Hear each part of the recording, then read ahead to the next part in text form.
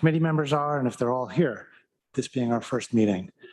So Dan Klein is here. Lee Shirtliff is not here quite yet.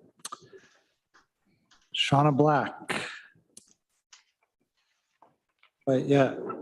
Ann Corman. Not quite yet. And Veronica Pillar. Hello, Veronica. You coming to us from across the country?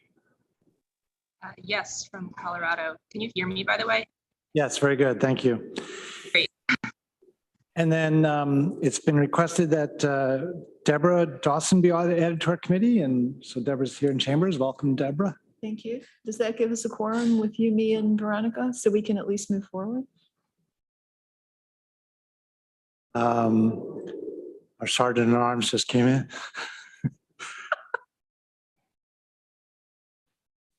So I think we're not quorumed yet. Go ahead, Kathy. So I just heard that Deborah Dawson was being appointed to this committee? Shauna didn't tell you? No. So it's not official, I guess, is probably what you're about to I say. would probably agree with that, yes. Yeah. Okay.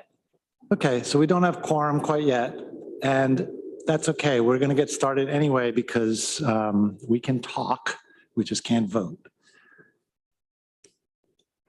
And hopefully those other members will be joining us any moment. All right, so first thing up is introductions. And in addition to the legislators that we just mentioned, we have two of our consultants here, I think three, okay.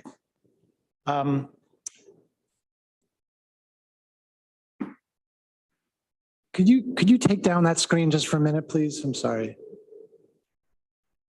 Thank you. I just want to see the faces before we get going. So, okay, how about we do some introductions from our consultants. We have Tracy Verrier. Hi, I'm Tracy. I'm in the MRB group. I'm the senior economic analyst, and I'll be the project manager for this. Very good. Thank you and welcome. Scott.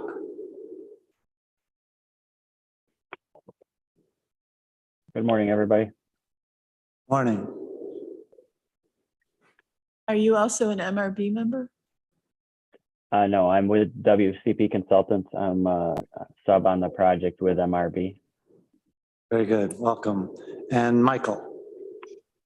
Hi, I'm Michael Indolo. I'm the Director of Economic Development at MRB Group. I've been with the company for about 3 years now, a little bit more, and have been doing economic development consulting in upstate for about 20 years now. Good. Thank you and welcome. Okay, we also have various staff members with the county, so let's get those introduced too, because our consultants probably have not met some of them. Joan. Joan Jerkowicz, Planning Administrator in the Department of Planning and Sustainability. Thank you, Joan. Kate. Yes, good morning. My name is Kate Schmitz-Booth, and I'm the Director of Tompkins County Youth Services and also serving as a representative from the Human Services Cabinet. Great, thank you. Welcome. Okay, we also have Robert Henry doing our video and audio. We have Brittany Greep doing our admin stuff, or whatever the right word would be. Who else? Oh, Norma. Can you introduce yourself? I'm Norma Jean. I'm the Budget Director in County Administration. You, Dominic? Hi, everyone. Dominic Recchio, Communications Director for County Administration. You and Lisa, we've all met you, but introduce yourself anyway, please. Lisa Holmes, County Administrator. Okay, I see we have now been joined by legislators Ann Corman and Shauna Black. Welcome to both of you. Good morning. Thanks, Dan. Thank you. So I think we introduced everybody. Did I catch everybody? Good. We just introduced everyone. We have 3 of our consultants here with us, and we are going to continue on the agenda. I added something in before we get any further, which is the name of this committee. You know, on paper right now, it's listed as the Recovery Advisory Committee. Originally, we started calling it the Community Recovery Fund. And I'm just wondering, does anybody have any strong opinions? I would prefer to call it the Community Recovery Fund and the Community Recovery Advisory Committee. But if there's somebody feels otherwise, this would be a good moment to speak up. I mean, the reason that I want to add a word to recovery is just because recovery has a different meaning to a lot of people and other things that the county does in terms of recovery from addictions. Ann, Ann, go ahead. Thanks, Dan. I like the change to recovery fund because we're specifically based, focusing on that aspect of the recovery. I'm sorry, I missed the beginning. You said the word community is acceptable to you? Yes, I actually like that part because I think it's more specific to what we're doing. So I concur with your change. Very good. Thank you. Veronica? Yeah, I also agree with you, Dan and Annie. And even more than that, would like to settle on a single name for this committee. Okay. Hey, Veronica, just, your audio is a little garbled. I mean, we did hear you, but we're not catching quite everything you're saying. So just so you know. Okay. Do we need any formal action to change the name of the committee? I kind of don't think we do, but no. Okay. All right. There it is. That was an easy one. Hope everything's that easy today. Next up is process and schedule. Let's talk about schedule for a minute.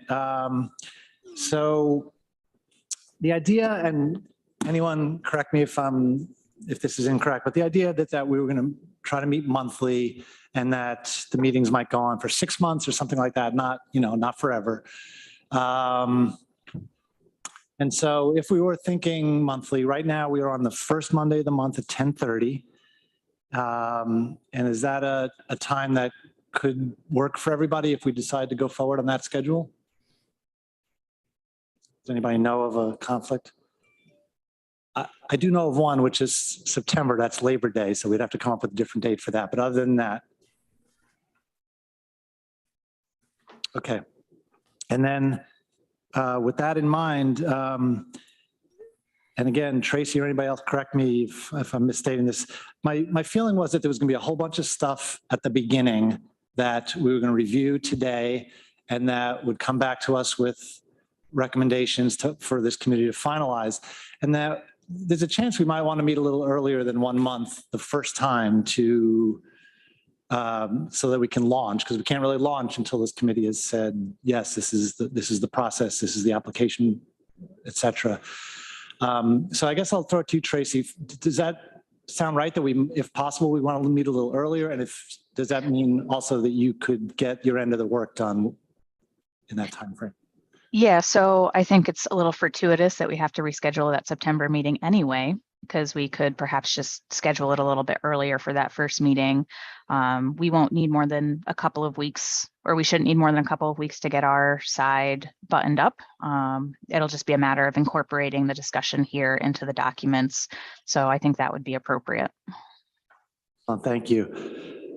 So Brittany, how about, first of all, we reserve the first Monday of the month at 10:30 for the next, for the rest of this year. And that also we work on scheduling one more meeting for later in this month instead of the September meeting. Good? Great, thank you very much. Okay, and then process. Pretty soon, I'm going to hand most of this meeting over to Tracy and our consultants because really that is the bulk of today's agenda is to work through the draft guidelines and such that have already been given to us. And we can discuss any and all items that are in it, but it's going to be led by our consultants. Was there more that should be said about the process? I guess we should talk about the process going forward. Tracy, I'm just going to hand it over to you and you take it and we'll jump in as we need to. Great. I'm going to start the presentation, have Michael get us started. But Michael, just keep an eye on the faces because I don't think I'm going to be able to see the Zoom once I get us up and running. Okay, sounds good. All right. Well, our agenda today, in addition to what we've talked about today, is the first agenda item after introductions is obviously process and schedule. We'll have a brief discussion on that. Roles and responsibilities as well. Tracy will handle that. I think the meat of our discussion today is going to be about those draft program guidelines. That's really what's necessary for us to move this forward, because in order for us to publish anything related to the program and forms and application materials, we have to have agreement with this committee about what those guidelines should look at.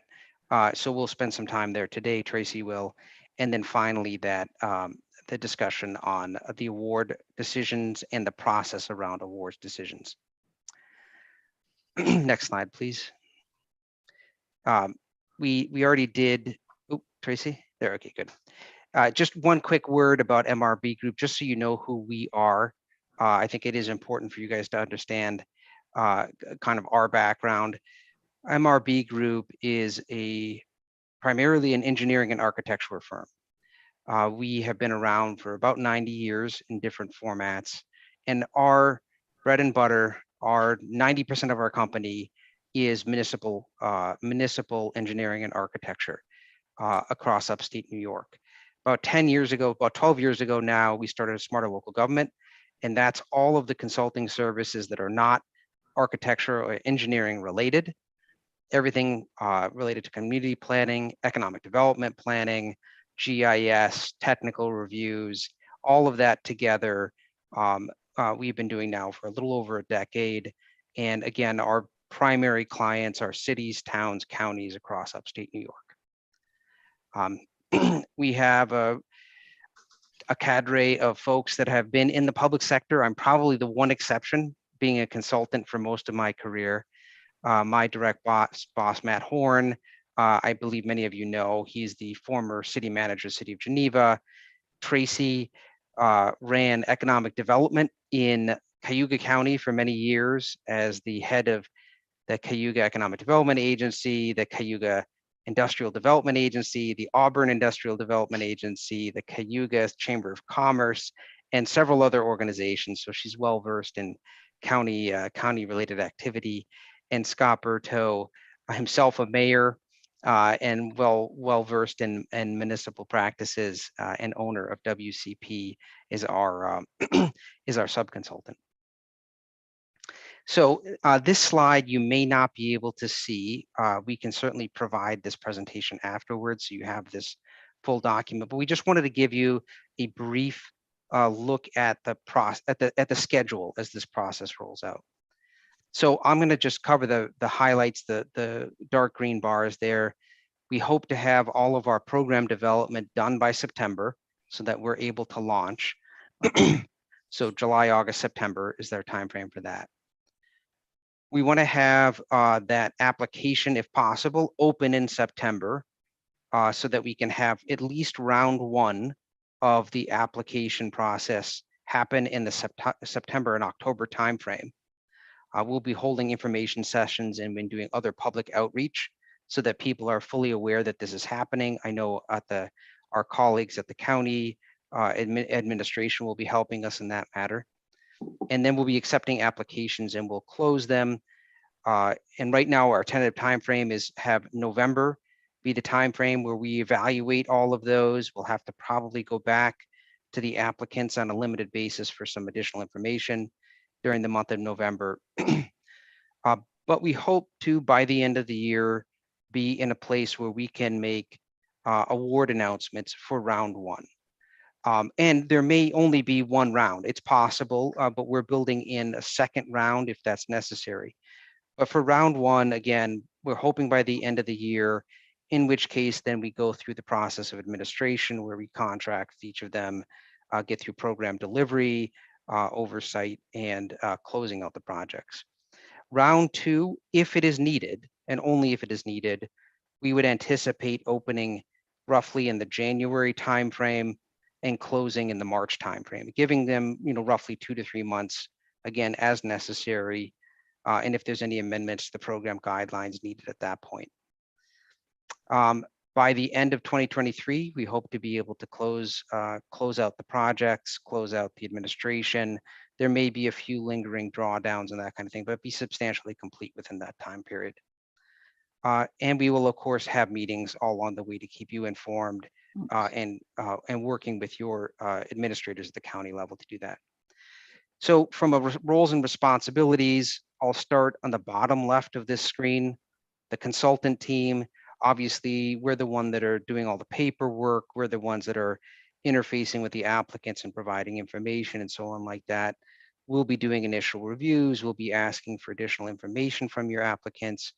And we're really looking to you for guidance that we'll be talking about later on about how you want us to emphasize our activities around that data collection and underwriting process.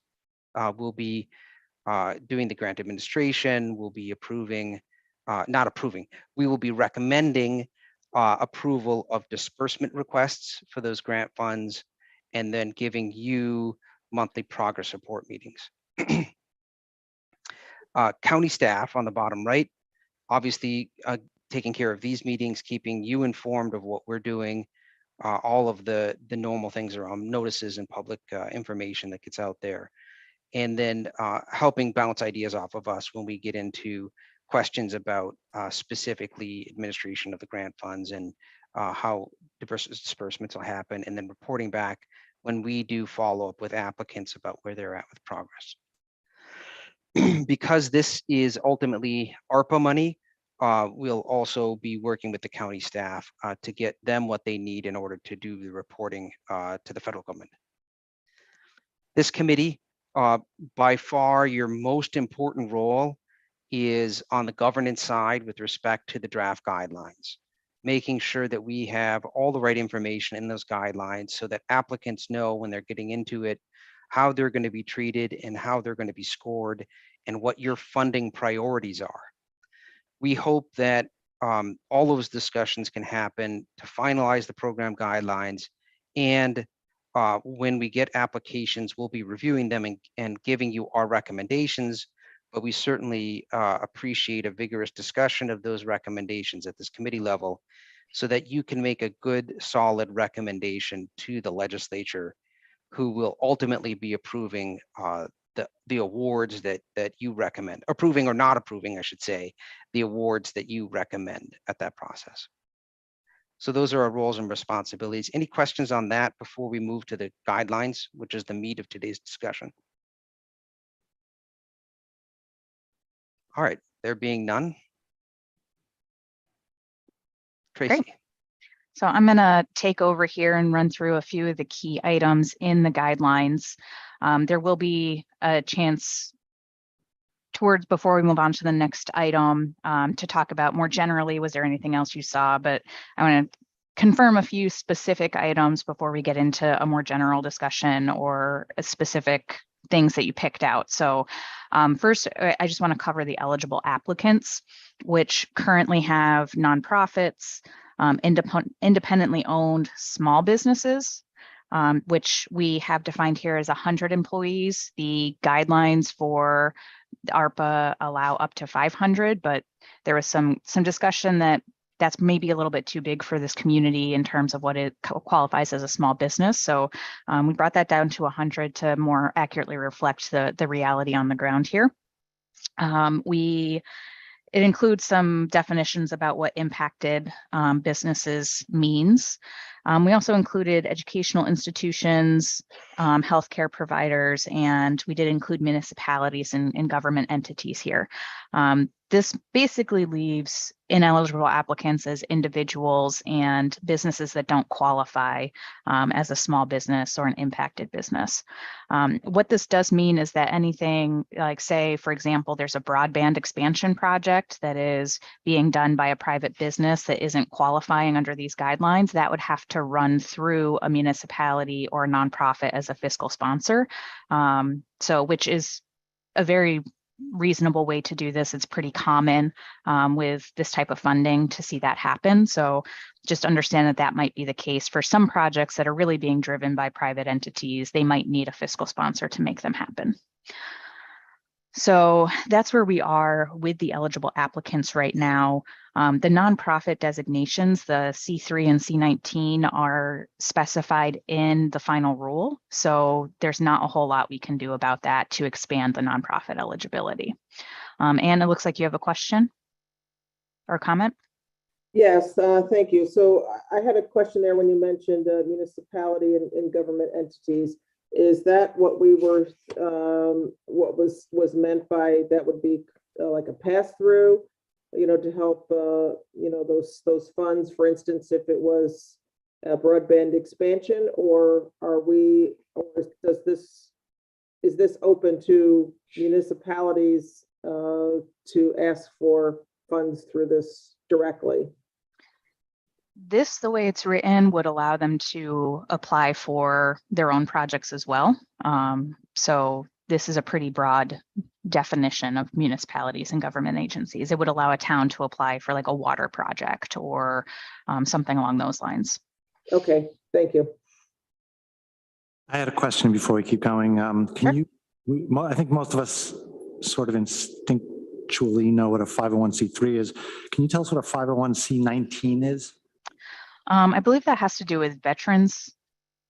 Michael, do you know off the top of your head? I think that's what that is. No, I'd have to check that out. I don't recall. I believe it's a veterans organization. Yeah, thank you. Yeah, veterans organizations. Joan? Sorry, I was just going to confirm that because I looked it up this morning. Oh, So yeah. never mind.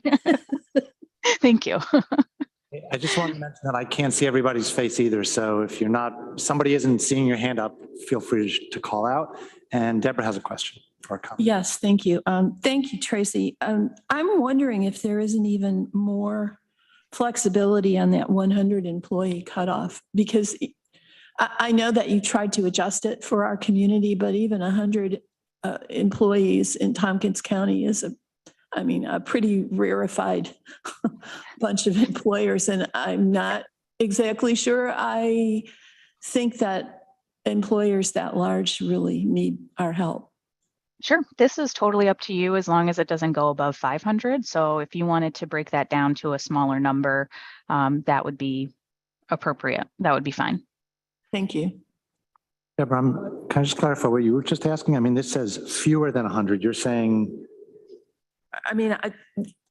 you wanted to apply to fewer businesses or more businesses? Fewer, smaller businesses. Really small businesses. A lot of businesses like we know TCAT and other businesses availed themselves quite successfully of the PPP loans. And, they may have had small business loans and stuff like that, but the really small businesses are the ones that really suffered. So I'd like to focus on them. Yep. And right now, you might notice in the scoring criteria, because this was a question that came up in the review that the staff did of the program guidelines, the question about how do we address applicants that received other types of funding like PPP or grants or forgivable loans in this. And the way we did that currently is to include in the scoring criteria a scale that allows those organizations that received no or less funding in prior programs a higher score. It gives them a higher score than an applicant that perhaps got, or that an applicant that got a higher level of funding. So we've got a scale up to $30,000, and then there's just no points if they got more than $30,000 in prior relief funding. So that is built into the scoring criteria right now, but. Okay, thank you. But we could also certainly work on that number for small businesses.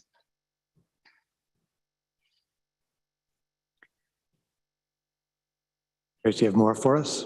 Okay, so in terms of matching funds, we've had some conversations about this, and the way that we have matching funds built in, it did seem like a priority that you would want to see leverage of the funding, but the way we have it worked in right now is again in the scoring criteria to say a scale of, if you have matching funds and you are leveraging funds, then your project would score better, but wouldn't necessarily kick out, like say a smaller nonprofit or a smaller business that doesn't have funds to offer to leverage. So right now, the concept of matching funds and leverage is built in as a scoring component as opposed to an eligibility requirement.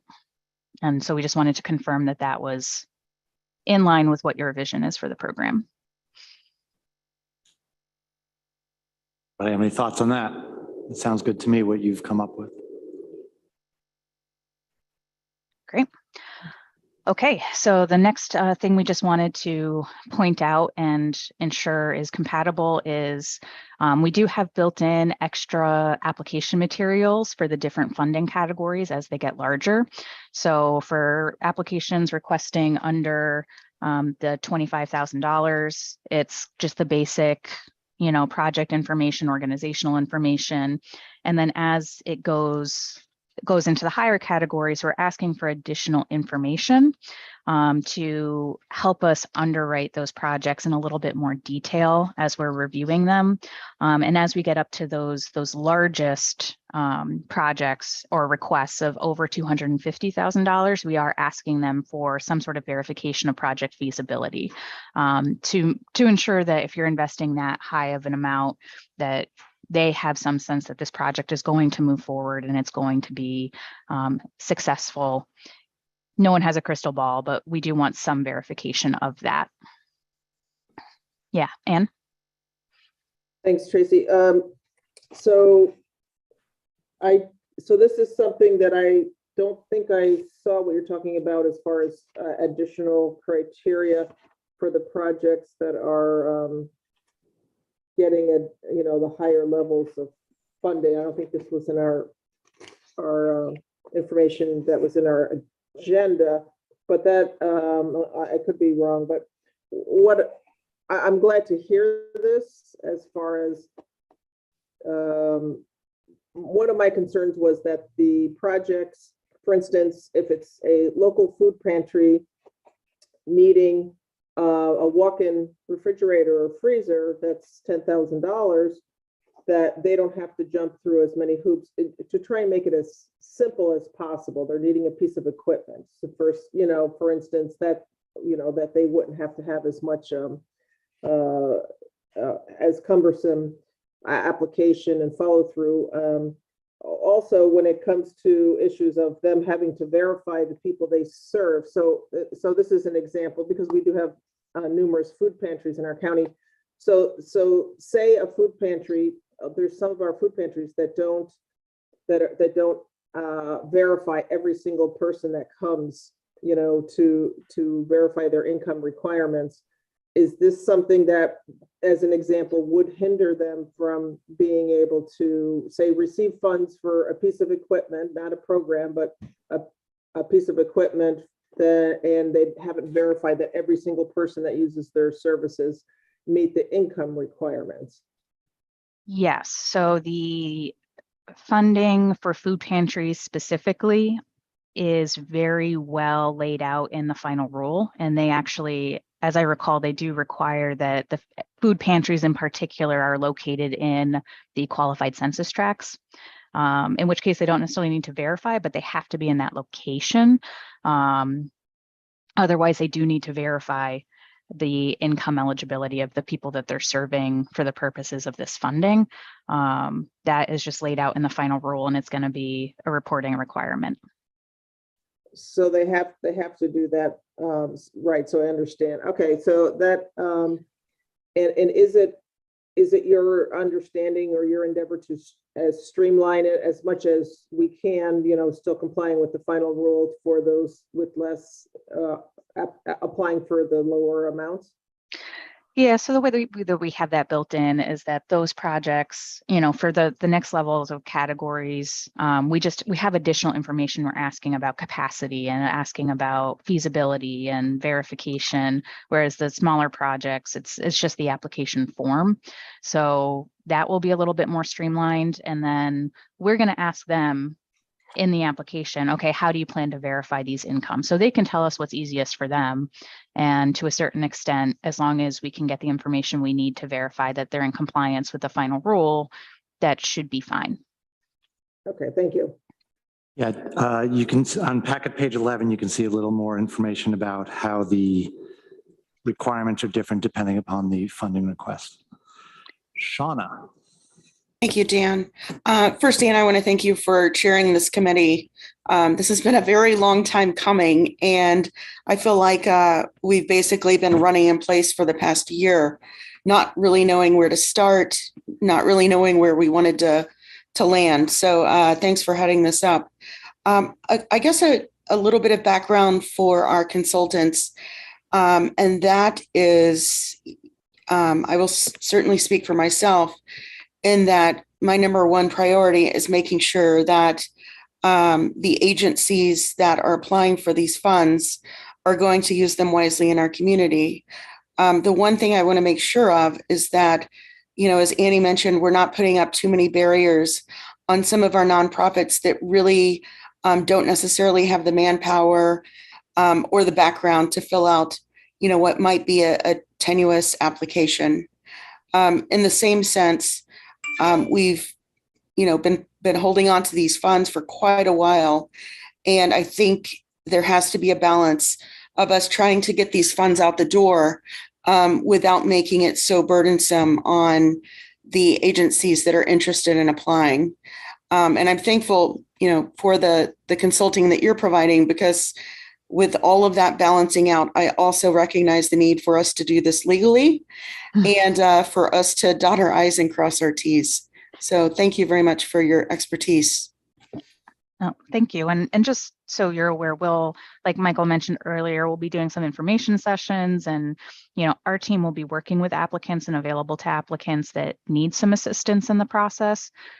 Because I do know that for applicants that don't do this type, like small businesses, excuse me, and small nonprofits, they don't always do this type of work and they don't always apply for grants. So we will provide a level of assistance to them to make sure that they can get an application complete and submitted, that is accurate and reflective of what they really want to do. So we certainly don't want to skew any applications towards work that they don't want to be doing, but that will be available to them. And we'll do everything that we can to interface with them at the beginning to make sure that their project is actually eligible before they go through the process of applying and submitting documentation and waiting and that kind of thing. So that's something, that kind of gating criteria, we hope to have a call with every single applicant to go over that. Perfect. Thank you. Sean, thank you for your remarks. There's something you reminded me that I wanted to say at the beginning and I didn't, which is it has been a long time since we first conceived this program and approved it going forward. And, I can imagine someone taking a shot at us saying, how bureaucratic we are and whatever, but I've had some interesting conversations with people that do give out grants. And it's not a joke to say it is harder to give away money than it seems. And, even though it's a funny line, feel free to use it, but it's true. So, it did take us a little longer than any of us wanted, but here we are and we're going to do it. We're going to try to do it right, as you said. Deborah. Yeah, thank you, Dan. So I don't know if is this an appropriate time to ask a question about the educational institutions that you've listed? Sure. Yeah. You state here educational institutions that did not receive a dedicated CARES Act or ARPA allocation. Is that a requirement that they not have received a CARES or ARPA allocation part of the final rule, or? No, that was added in based on some conversations that we had about, okay, where do we draw the line about other funding that had been received, but that is an optional designation. Well, because I just want to make a suggestion for the committee's consideration. We share a community college with Cortland County. And because of the funding requirements that the state imposes, we cannot give that college money that can't be matched in an appropriate percentage by Cortland County. And Cortland County is not as affluent, if you want to use that word, as our county is. And so some of us have discussed that this grant program would allow us, if TC3 had a proposal that otherwise qualified, it would allow us to support that without being restricted by Cortland County's limitations. On the other hand, I know that they did receive some federal funding under the acts, the recovery acts.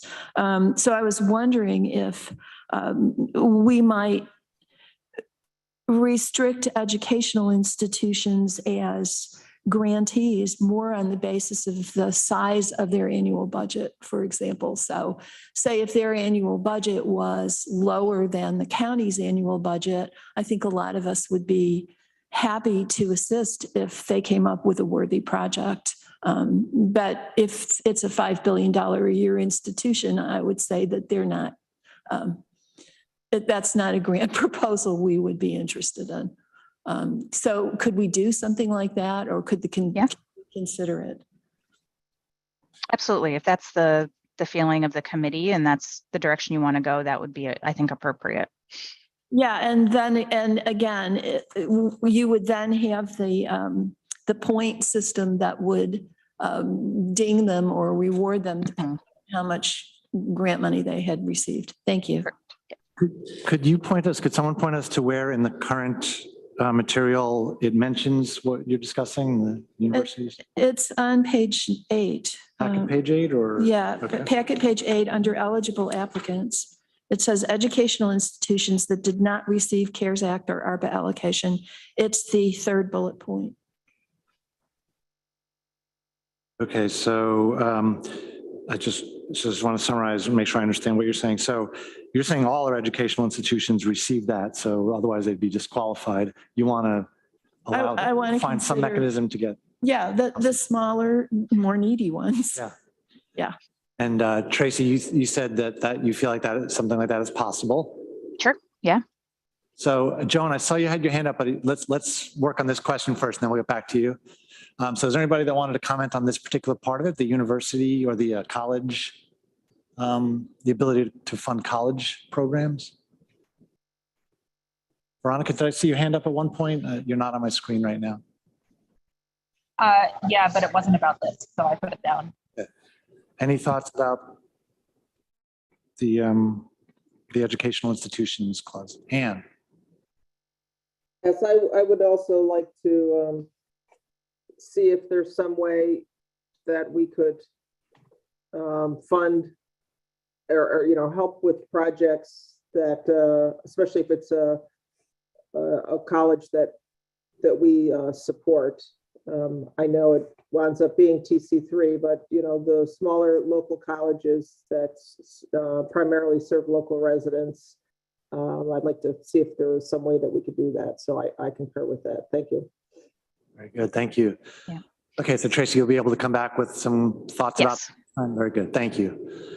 Okay, Joan. Thank you. On another tangent, I guess. The program guidelines don't mention other relevant county policies that would normally apply.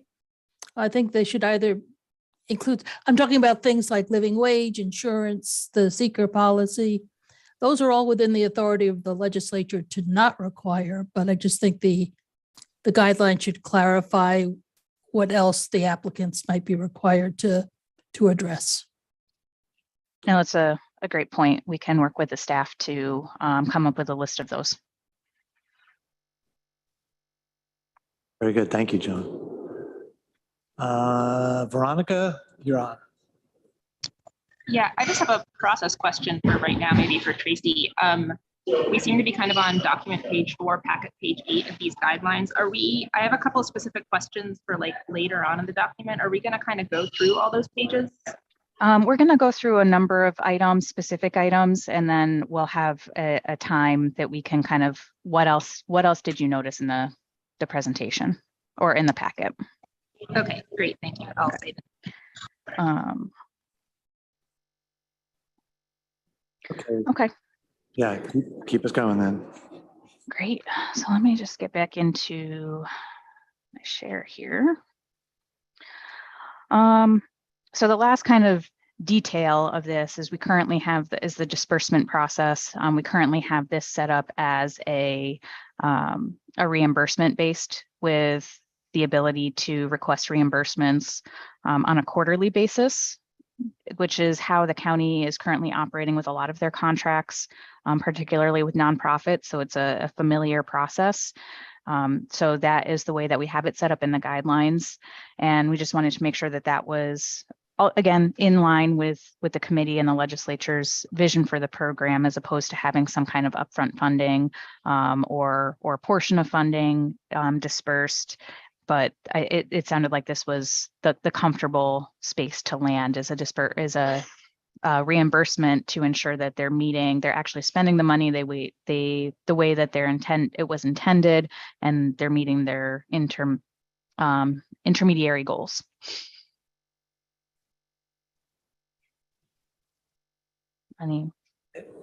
And isn't it true that you also built into this a possible workaround for that if it's not going to work for a particular organization? Do I have that right? Yeah, I think we worked in impacted nonprofits and small business. Oh, no, that's the timeline, I think. Oh, yes. So for certain types of projects, there can be a request for upfront funds, and that would need to work through the consultants and the staff for impacted nonprofits and small businesses. So those that are seeking financial hardship remediation as opposed to project funding. Could you clarify that, please? Yeah, sorry, I went in circles there because I was looking at my paper. So the way we have this built in, so one of the eligible uses is funding to mitigate financial hardship caused by the pandemic. So a closure or loss of revenue during the pandemic. And those are the organizations that are going to have the least accessibility for upfront funds to bridge until they get their disbursement. So we do have written in there that those particular applicants could request upfront funding if there was a need, but we would need to work that through the consultants and the staff to ensure that was appropriate for that particular applicant. See, so basically if there was a organization or business that they're applying for the funds because they've lost so much money for the pandemic, let's say, we might waive it for them, but not if someone is just going to, build a building or something like that. Or right, correct. Very good, thank you. Anne, I see your hand up. Thank you. So this is another part that I was glad you mentioned this because I was wanting clarification on this as far as, so there's expenses that they could have incurred that would be eligible, that for instance, if they had to hire extra staff, to deal with some issues or put up barriers in a restaurant, between tables or something like that. And so in some parts of this, it says, and you mentioned revenue replacement, if they had reduced revenue, but so this is the part I'm wanting clarification on our package, page 10, it says ineligible projects and activities, it says revenue replacement. So is lost revenue covered or not covered? Lost revenue is an eligibility indicator. So it shows that they were impacted, but they would need to be using the funding itself for operational costs. So it wouldn't necessarily just be going into their coffers. They would need to be able to say, we're using it for our operations. And we need it because we lost revenue. Okay. So like say, starting, I think it was say March 21st of, or sorry, March 2021, if they had lost revenue after that period and they had difficulty, and so they could say, here's some costs that we had because we had reduced revenue, and here's some expenses we'd like to get covered. Yes, it wouldn't be the lost revenue, it would be the expenses. Correct. So the eligibility, so it actually goes back to lost revenue versus 2019. But if they made an investment or, experience a shortfall because of revenue loss during that time, they could say, okay, we paid for staffing and now we want to get reimbursed for some of those costs, or we paid for these barriers and now we want to get reimbursed for some of those costs after March 3rd, 2021. That's the eligible time for the expenses to be reimbursed. That they incurred after March 21st? Correct. March 2021. March 2021. Okay. Correct. Thank Yep. you. Veronica, you still have your hand, the different hand up? Yeah, different hand. Great. Actually, what Annie brought up was a question I had that I maybe still don't quite understand. This bit where revenue replacement is not an eligible activity and also consolidating or paying off debt is not an eligible activity. So are you saying that like if say an organization did maybe go into debt, for instance, in order to keep up their operating costs or paying salaries or whatever during the, March, wait, did you say March 3rd, 2021? Yep. Or 2020? The incurred costs can start as of March 3rd, 2021, per the Okay. final rule. Okay. So I guess I'm imagining like a business on their end could just sort of like shuffle around finances to maybe reasonably, I'm not saying this is bad, to claim the money they're getting from this program is going into paying for operating costs versus paying off debt. Is that like fine? Yes. Yes. Okay. As long as this money is going towards an eligible expense, it doesn't, what they're doing with the rest of their money, as long as it's not illegal, is not relevant. Great.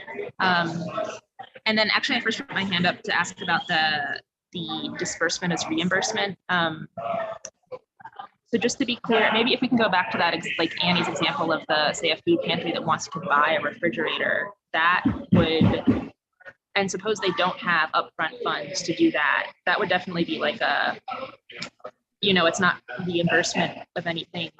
Is there a pathway for that sort of project, I guess, through this program to get upfront funding for such a purchase, in theory? So this is something that can be guided by the legislature and the staff, what the staff is comfortable doing, as well as what the legislature's vision is. There's not a guidance in the final rule about this.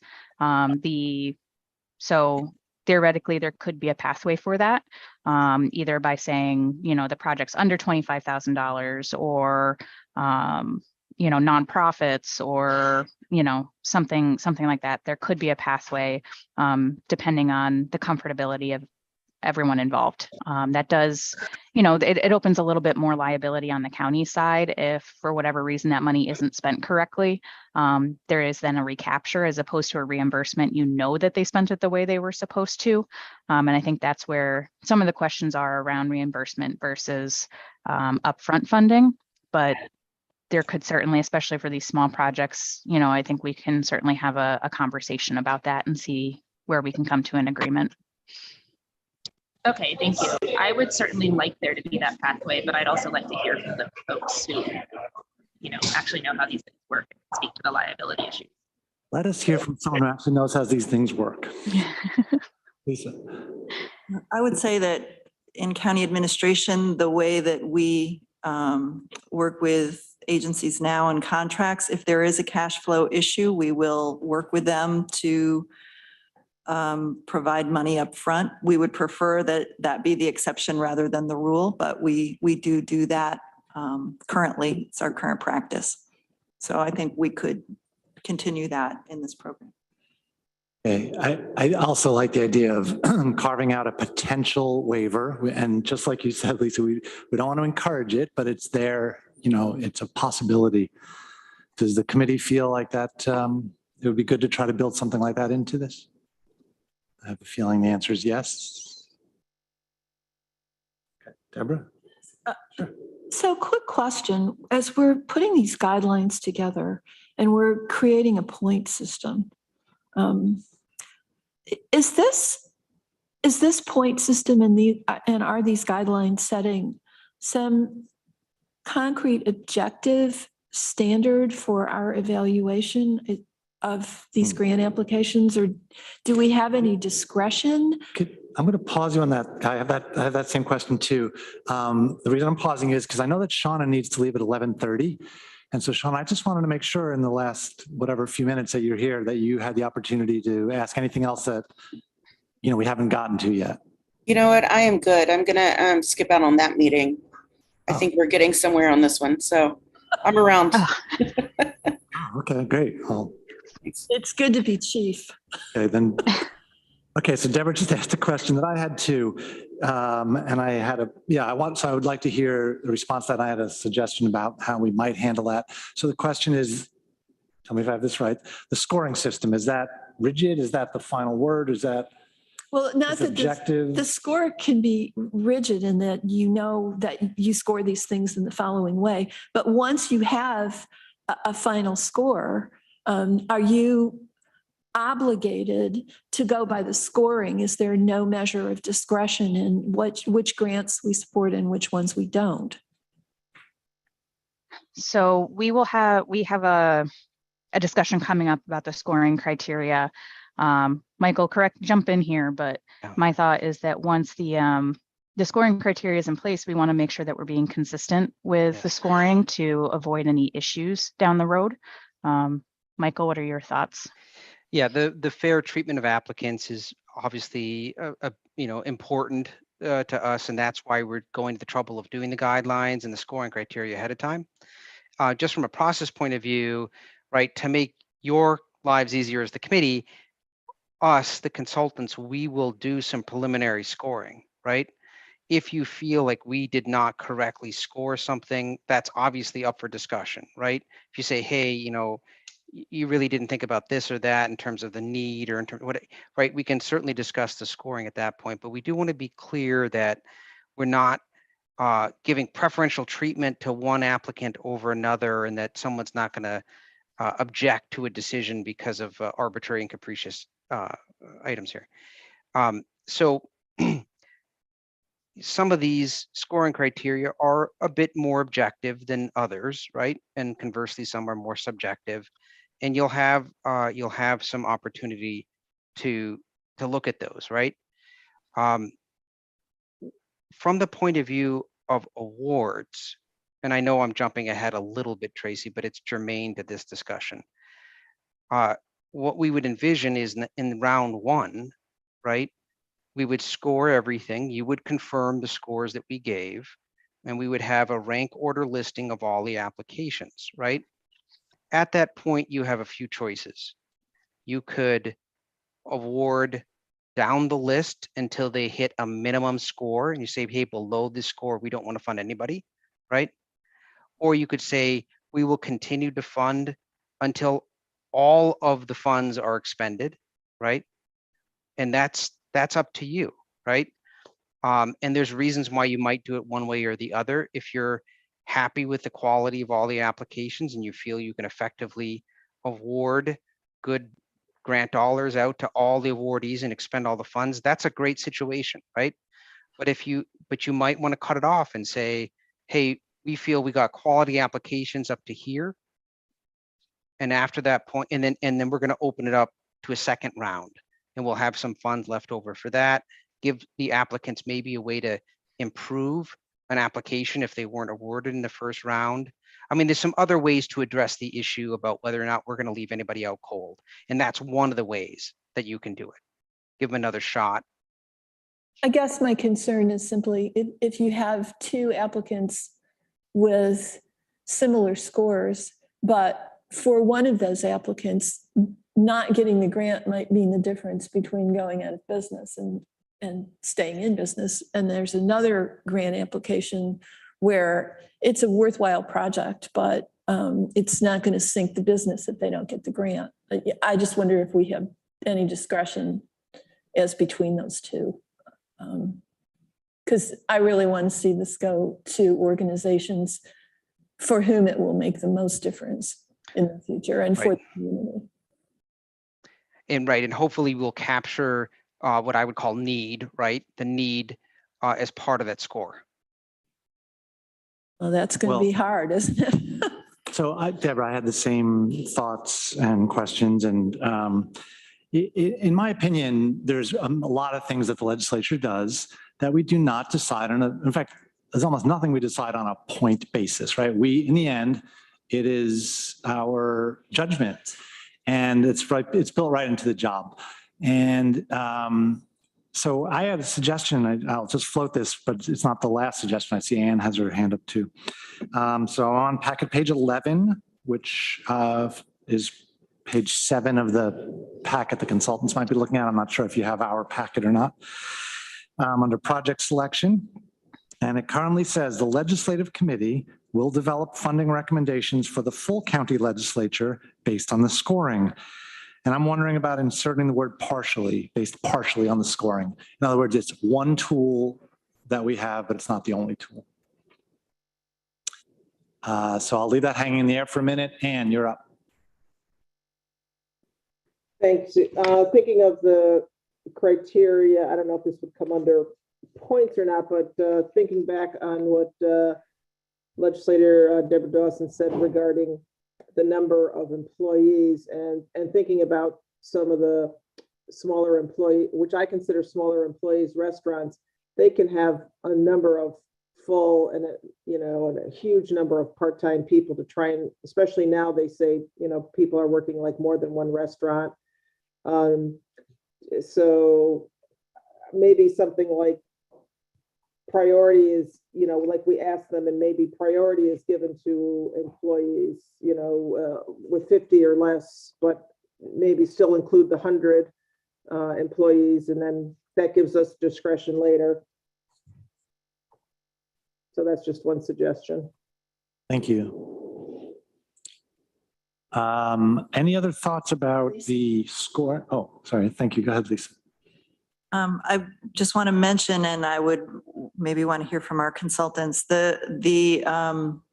one of the functions of establishing objective program criteria is also a protection to the legislature against any real or perceived notion of gifting and partiality and political patronage, which we've had discussions about before in terms of the source of funds and how the funds can be used. So I would just offer that and say if we can look back to a scoring matrix that protects the legislature against that as well. Yeah, and Yeah, go ahead. go ahead. I was just gonna say that, part of this discussion where we were hoping to spend a good portion of the time was on the scoring criteria and making sure that those are going to reflect your priorities so that we could accomplish exactly what Lisa just mentioned. And upfront have those priorities laid out as part of the scoring so that, we don't necessarily run into any of those issues down the line. I guess so looking at a scoring matrix is a complex thing. It actually involves math. We do have someone with a PhD in math here, but it's not me. And I guess what I'm, joking aside, it's like, yes, I understand that some criteria have a higher number because they're probably more important to us. And I can agree that's true, but do I really know what the difference between 10 and 14 means and how it might affect the outcome? And the answer is no. I have no way at this moment of knowing if 10 or 14 is the right number. And that's why I want discretion on the other end. Well, maybe one criteria is how many people does a grant applicant employ? Because, in terms of service to the larger community, the business is there, it attracts business, it generates revenue, it also employs people, it results in sales tax revenue. I mean, those are all things that benefit the county and should be taken into account. Definitely want to take all those things into account. I can't know at this moment how, the weight of each one. That's my issue with the scoring system. So I had made that suggestion about putting the word partially. I'm wondering. Or just one of the bases for the county's award. But then we run into the discretion thing and the liability. So I mean, again, we award money all the time. And we don't worry about getting sued. We do have to have, it can't be arbitrary and capricious. I understand that. But we don't generally worry about that. We know why we're doing something, and we can verbalize those reasons why. And when was the last time the county was sued for awarding money or not awarding money? I'm not aware of anything. Oh, go ahead, Scott. I was just gonna say, would it be possible if there's a concern from this committee to have like a part of the scoring system be like a recommendation from this committee? Like when we submit CFAs, they get scored regionally and they get bonus points before they go to Albany. Could we consider, as consultants, we make our recommendations to you, and then there be an additional up to 10 points from this committee? So this committee can review each project and say, this project's more of a priority to us. We're gonna give this project 10 points. We're gonna give this project 8 points or 7 points, so that there is a recommendation from this committee to help projects they feel is a priority, kind of like the CFA process and the scoring of the state grants. Very interesting. So that helps take some of this into account. Joan. I was just going to suggest you might do something in addition to the point system, just as a way to address your concern. I'm not necessarily recommending this, but just another way to look at it. So you have a point system, but then maybe you list another 3 or 4 criteria that are more qualitative than quantitative. That's just things that the legislature can take into account, like some of the things that were just mentioned, sales tax revenue generated or number of jobs, so that the applicants know what you're going to be considering, but it's not necessarily a point-based system. Just a suggestion that makes it transparent, but still gives you some of that flexibility. Thank you. I like that suggestion too. And there is, to argue against the capriciousness problem, there are guidelines in the grant application itself, the kinds of things, the reason that we are doing this project in the first place. And I think it would be relatively easy for me as a legislator to point to one of those and says, I like this project because it is addressing this issue that we've written down right in the guidelines without having to apply a score to it. Do we want to keep discussing this now, or do we want to have this come back to us next time for some kind of final decision?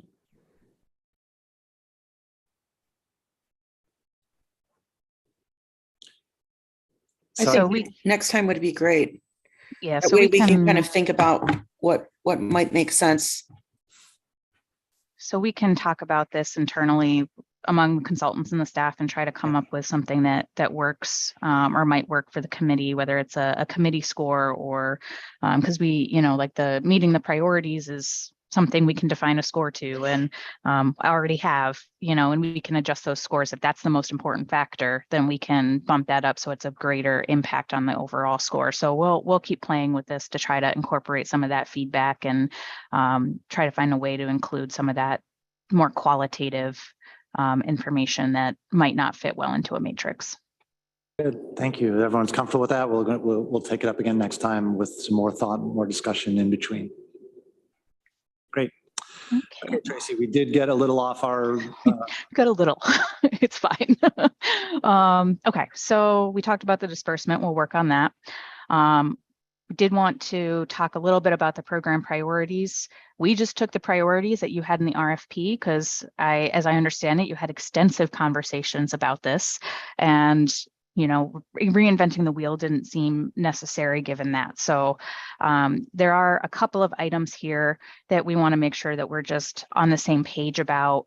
One is this item about addressing long-term critical needs and identified gaps. And, in talking with the staff and talking amongst ourselves, we think the best way to handle this is to, obviously there are some examples that you've provided, but let the applicants provide backup to that. If they're going to say they align with this priority, let them tell us why it's a need and or why it's a gap, and identify that with some sort of backup documentation, whether that's demographic data for a neighborhood or a survey of some sort, so that we can, it seems like there was some desire to keep an open mind about this rather than specifically defining it. So that was the thought process on that, is just to include in the application a space for them to say, this is the need and this is how we know it's a need. And then we could, the committee, we preliminarily in the committee can determine if that aligns with the legislature's understanding of what the needs are. And the other questions, or the other item, is the conversation around transformative outcomes and what does that really mean? This is something that we run into with other state programs like DRI. And I was just talking about to Michael about this beforehand, and we think this is a similar opportunity to provide some examples, but give a space for applicants to describe what makes their project transformative beyond the individuals that they're serving or the direct impacts of the project. What are those ancillary benefits that make it transformative to the community? So we think that these are areas that we can give the applicant space to tell us why they're filling a need and why they're transformative. I think you did a great job on this, or we did. I don't know who made this final list, to really capture what it is that we talked about. There is a range of, how legislators are viewing what we should be doing. I really feel like this is an excellent summary of it, and I hope we don't tinker with it too much. You did a better job than we did. This is your list. You did this. There must have been, I think. So good work. RFP maybe this is really. Yeah. No, it was about 14 hours of meetings. Yeah. This came directly from the RFP. So this is all your work and you deserve the credit for it. Any other comments from committee members or anybody else about this list, this page? Great. Okay, Tracy, keep us going. Okay, so this is where we get to the scoring, which we've already discussed, unless there's anything else you want to add here that you really want to see included here in the scoring, or beyond what we've already talked about. Veronica. I know we're going to come back to this, but I think that I'm concerned that the metrics are worth twice as much as alignment with program priorities. And I'd love to see that flipped. You compare this. Oh, okay, got it. Yep. No, we can address that. Instead of, applying 1 point per priority, we can up that to, 3 even, to make that a higher standard. I might suggest, Tracy, given Veronica's comment, but also the comments earlier, that rather than assign per priority, that this category just simply becomes aligns with priorities, and that gives the committee some discretion. So certainly more points. I think that's well said, Veronica, in terms of like its weighting, but that would allow the committee to provide its opinion about whether or not this truly meets a priority, right? And gives it the strength for that. Yeah.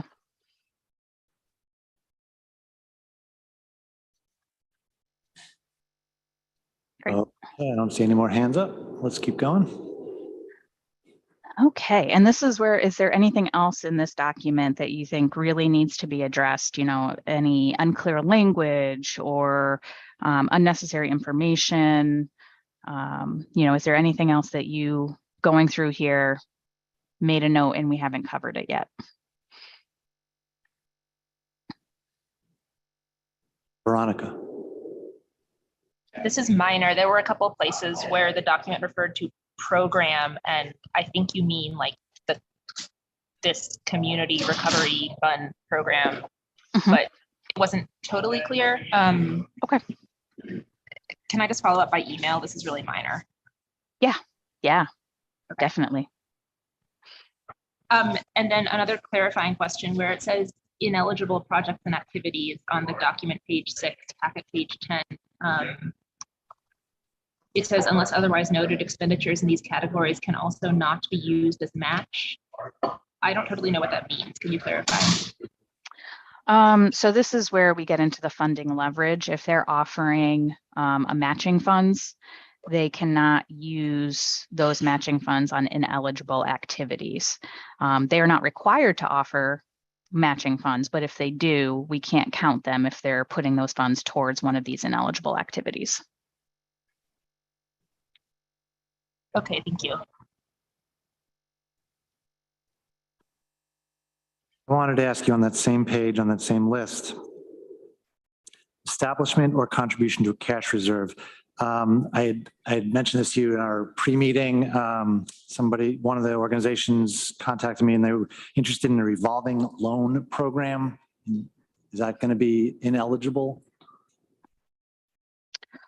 I think we looked at this and it's a pretty complicated structure. It's not impossible to set up a revolving loan program, but I think you would almost have to do it through the county as opposed to awarding it to another organization and having them, because you would need to have it go through the process once, and then there's all these rules about what happens with the money afterwards. It's a pretty complicated process to make that happen, I think.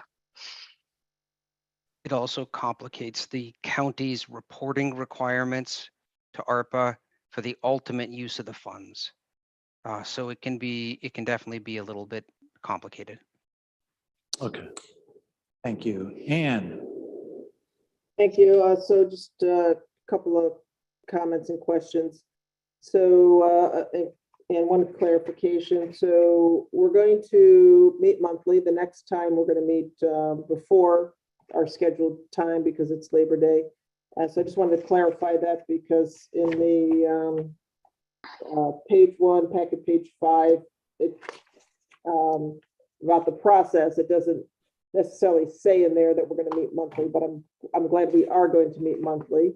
Right, if I'm understanding that correctly, at least for the end through the end of this year. Right. Yeah, I think that's the intention. Okay, and then I would helping administer some other grant programs currently and in the past. There's times where even if, say, round 2, we awarded all the funds, as you I'm sure know that there are times where the funds still can't be used, even if we award them all through, say, even a second round, if we have it in January or February, where they're still not awarded for various reasons that might come up during the that time period. I won't go into them all, but there could be various reasons that they're not awarded.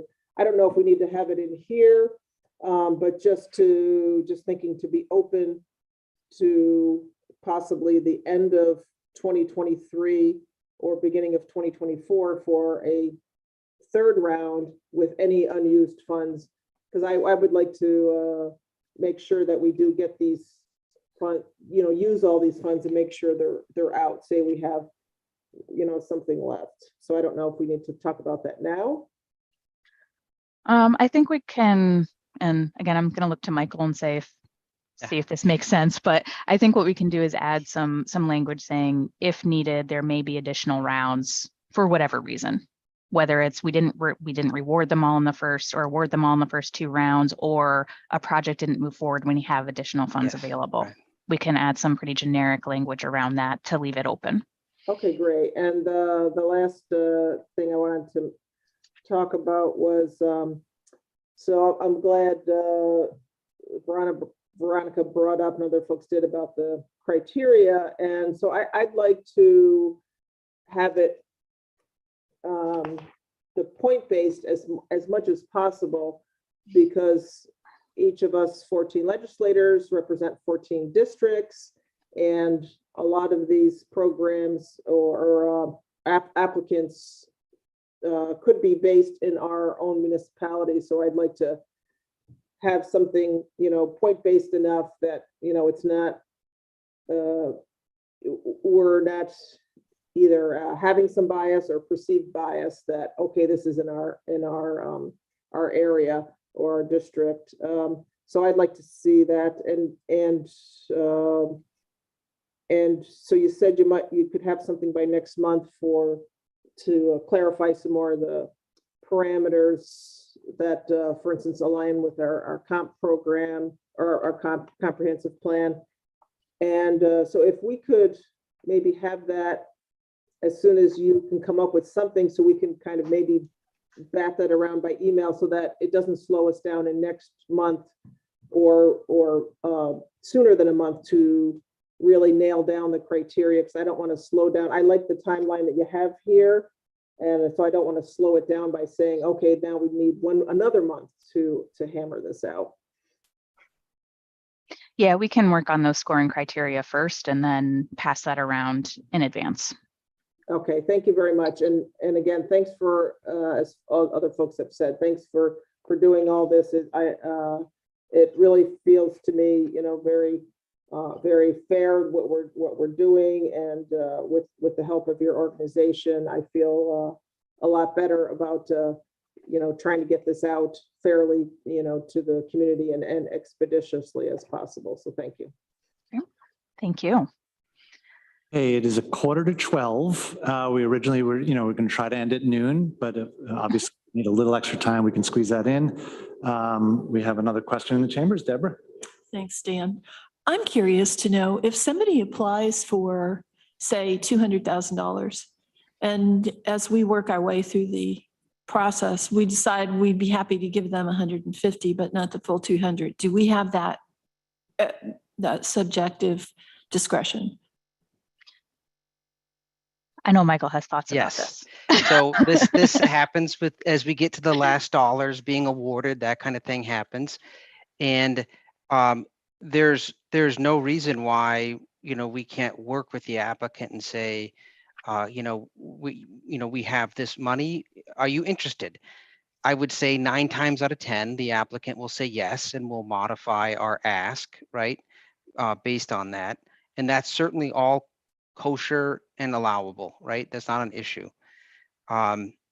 There will be occasionally people who just say, I can't do this project with less than my full ask, and there's no way for me to scale back my project to the amount that you have available, right? Those are all possible. Now, one other thing, and Tracy alluded to it earlier, so I'll just cover one other thing, is that it's not unusual for these programs where we might have a whole bunch of awards that 1 or 2 of the awards don't actually arrive at completion, right? For whatever reason, they can't get private financing, or their priorities change, or whatever it is, right? In which case that money would be available for other applicants. So what you can do is give contingent awards, right? And to say, like for that last applicant, that last 150s, that we'll award 150, and there's a contingent award of 50 if those funds became available, right, later on. Or you could even have almost like a wait list of project, if you will, right? Like, we weren't able to fund your project, but you're next in line if one of the projects above you is not able to meet its timelines, right? There's some different options we can do to address that. But to answer your question, yes, we can go back to the applicant and say, we can do a partial award if you agree to it. Thank you. And one of the questions we can include on the application that's included on a number is, what's the minimum amount of money required to proceed with your project? So we could also ask that too, if that's a question you wanted asked. I think that would be helpful. Thank you. Anne, you have your hand up again? Yeah, thank you for letting me ask one more question. On the packet page 9,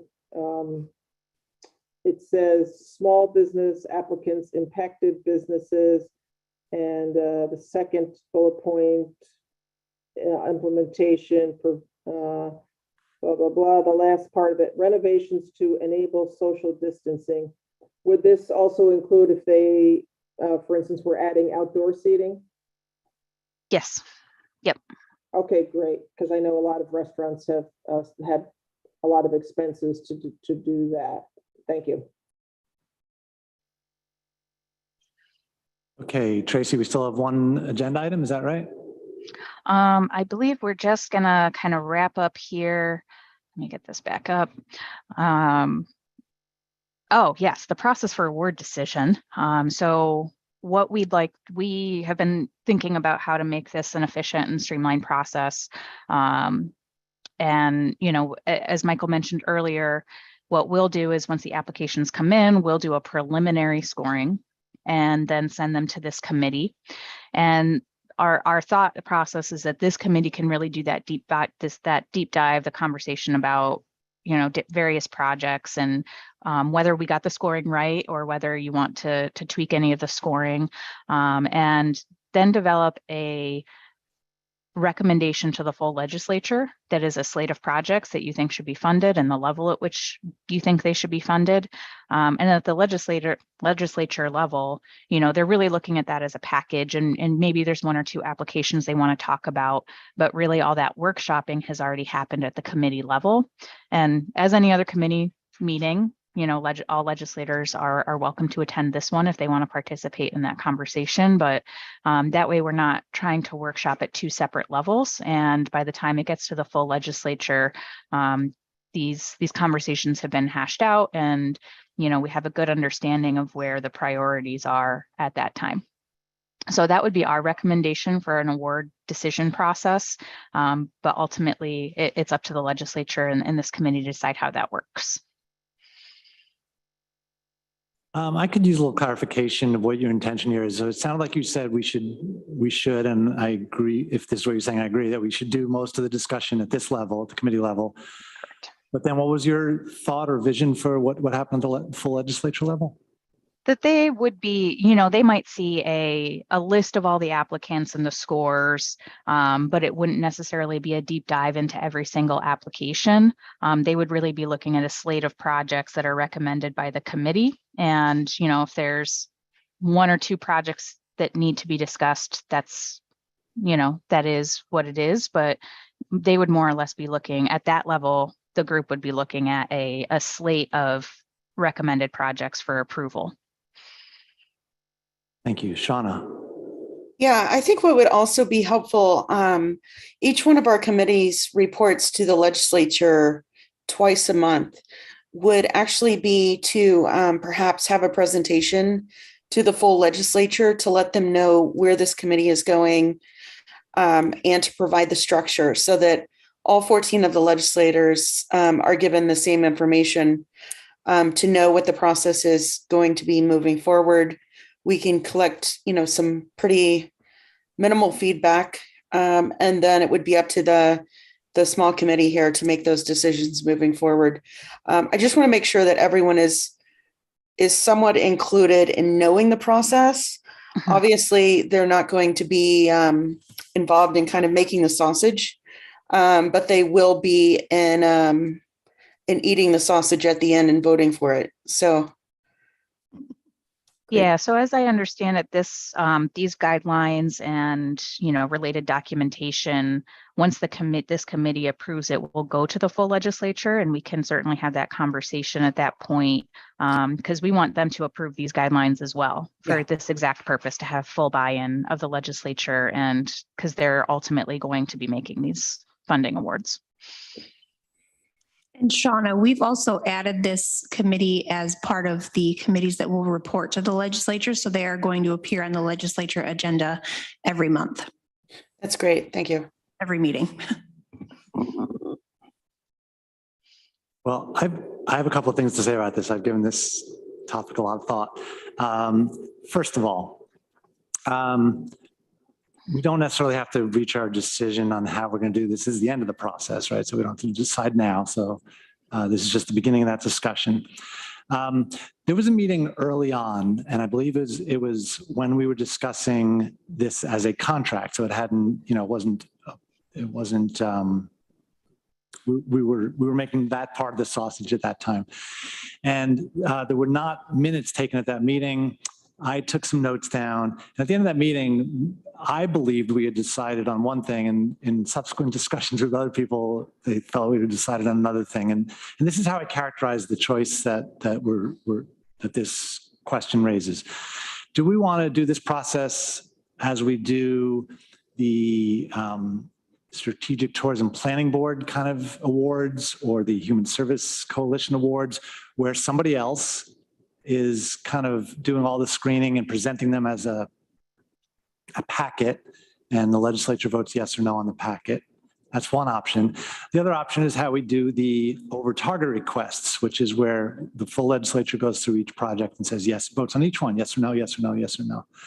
Those are really the two choices. And I suppose there's some hybrid possibilities.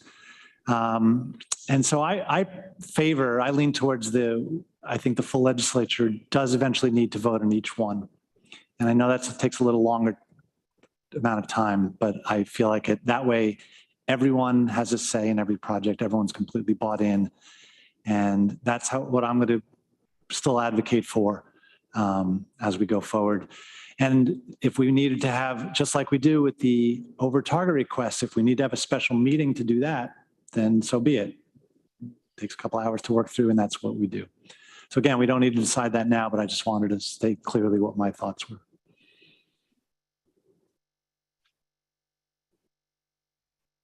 Okay, it's 4 minutes to noon. Oh, Shauna, go ahead.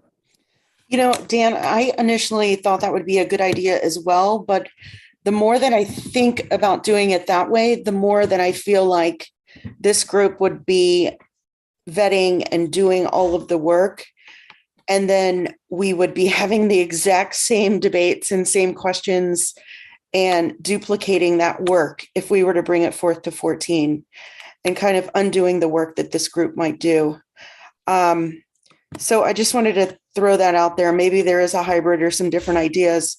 I think the other question that I had as far as having the conversations about these applicants, would that be an open session? Would it be executive session?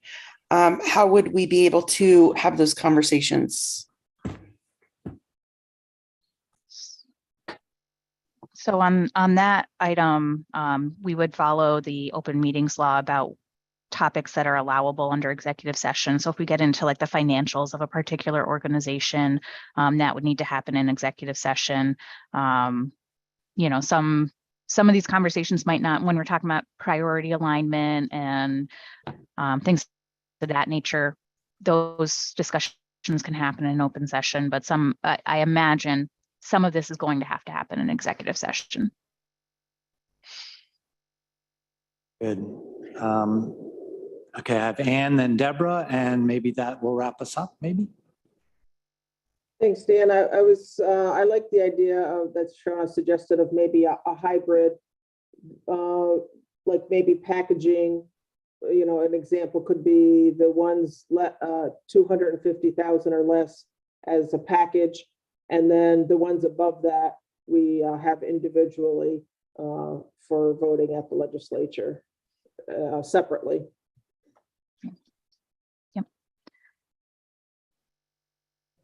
Another, I was just going to say another option is to treat the package of recommendations similarly to how we do our consent agenda. So that, you know, you propose the entire package, and if somebody has a problem with a particular thing, they can just pull it and we'll consider it separately. Great idea, Deb. Shauna, is your hand still up? No, Okay. sorry. It's okay. Any last thoughts about anything that we covered today or what's going to happen next or anything at all? Lisa. A couple of things. To your comment, Dan, about if this part of the process does or doesn't have to be decided at this point, I'm just wondering, or I'd like to hear from Tracy and Michael, because if we change that assumption in the process, will that change our projected timeline? So that's one question. Secondly, and I totally agree, it's the legislature's call on the process and how you'd like to do it. I did recall from some of those meetings, some people did want to have their hands in the sausage making. And some of them really preferred to have a group of dedicated people working on it and pass them as a package. And I thought the the idea or the notion that of inviting, as we do with other committees, any non-committee member to be a part of the sausage making to see how it's done is a nice way of perhaps bridging that gap. So. Tracy, did you want to address the question of whether making this decision later will affect the timeline? I mean, under any circumstances, all these decisions will have to go through the committee and then the legislature. So it's just a question of on the legislative agenda, if there needs to be, say, a special meeting, does that take a little bit longer to get things done as opposed to taking care of this during our regular meeting, if you need to schedule something extra. So I think that really comes down to the logistics of scheduling behind the scenes, as opposed to a process question on our end, because our process is going to be the same right up until the point it gets to the committee, I think, and then from there it'll be dependent on the legislative schedule. Thank you. Okay, last chance to weigh in on anything. Questions, comments, going once, twice. Meeting's adjourned. Thank you, everybody. Thanks, everybody. Nice to meet you all, kind of. Thank you. Thank you. Have a good day.